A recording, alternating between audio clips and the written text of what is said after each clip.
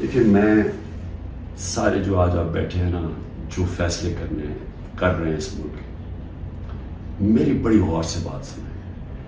میں یہ جو آپ کے سامنے آیا ہوں، یہ کبھی جب میں کوشش کرتا ہوں کہ ڈائلاگ کی بات کرو، ہمارے سے کوئی بات چیت تو کر لیں، ہم یہ بات کر کے مسئلے حل کر دیں، جس دن میں یہ کرتا ہوں اگلے دن اور سختی شروع ہو جاتی ہے، 2-3 اور FIR کاٹ دیتے ہیں، گھر میں آ جاتی ہے پولیس، کیونکہ سمجھتے یعنی کوئی ایک عجیب ذہن بیٹھے ہوئے وہ سمجھتے ہیں کہ جو ڈائلاگ کرنا چاہ رہا ہو وہ اب اس کے گھٹنے کانپنے شروع ہو گئے ہیں، تو اس لیے آ کے اس کے اوپر تھوڑی اور سختی کرو تو بالکل بیٹھ جائے۔ دیکھیے یہ تو ہونے نہیں لگا۔ میں پھر سے آپ کو کہہ دوں کہ جب تک میرے میں سانس ہے میں اس ملک کی حقیقی آزادی کے لیے تب تک پوری جدوجہد کرتا رہوں گا جب تک میں زندہ ہوں۔ لیکن مجھے اس وقت پاکستان کا خطرہ ہے، مجھے اپنی ملک کی فکر پڑ گئی ہے، اور جو لوگ مل کے یہ سب کچھ کر رہے ہیں ان کو ملک کی فکر کیوں نہیں ہے؟ کیوں آج مجھے یہ نہیں؟ 308 روپے کا ہو گیا ڈالر اوپن مارکیٹ میں۔ جب ڈالر 308 روپے کا اوپن مارکیٹ میں ہو جائے تو خطرے کی گھنٹیاں بج جانی چاہیے کہ اب جا رہا ہے پاکستان اس جس کو ہائپر انفلیشن کہتے ہیں، یہ اس مہنگائی کی طرف جا رہا ہے، سارا بزنس ٹھپ، انڈسٹری ٹھپ۔ ابھی میں آپ کو اس حکومت کے اعداد و شمار بتاؤں گا، تو ان کو کیوں نہیں فکر؟ یہ PDM والوں کو ان کے پیسے باہر پڑے ہیں، ان کا اربوں ڈالر اس ملک سے باہر پڑا ہے، ان کو کوئی فرق نہیں پڑا کہ اس ملک کے اندر لوگوں کی $130 کم ہو۔ 130 روپیہ گرا ہے ڈالر کے مقابلے میں صرف جب سے ہم گئے، تو ان کو نہیں فکر پڑ رہی۔ وہاں لندن میں بیٹھ کے عاشیاں، بڑے بڑی گاڑیاں، بڑے بڑے ریسٹورنٹس میں بیٹھے ہوئے ہیں، شاپنگ ہو رہی ہے ہیرڈز میں، کیونکہ ڈالرز میں یا چوری کر کے پیسہ وہاں لے گئے۔ فکر ہر اس پاکستانی کو ہونی چاہیے جس کا جینا مرنا پاکستان میں ہے۔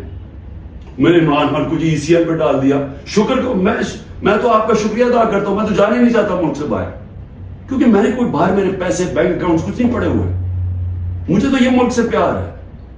تو اس لیے ECL ان کو فرق پڑتا ہے جنہوں نے جائیداد ڈالرز میں رکھی ہوئی ہیں باہر، اور ان کو کوئی فرق نہیں پڑا کہ ملک تباہی کی طرف جا رہے ہیں۔ ذرا آپ یہ صرف دیکھ لیں کہ جب ایک آدمی نے بند کمرے میں فیصلہ کیا کہ جناب عمران خان بہت ملک کے لیے تباہی کر رہا ہے اور میں اس کو بدلنا ہے، اور اس نے جب گورنمنٹ گرائی، تو ذرا صرف میں اب آپ کو اس حکومت کے اعداد و شمار ہے۔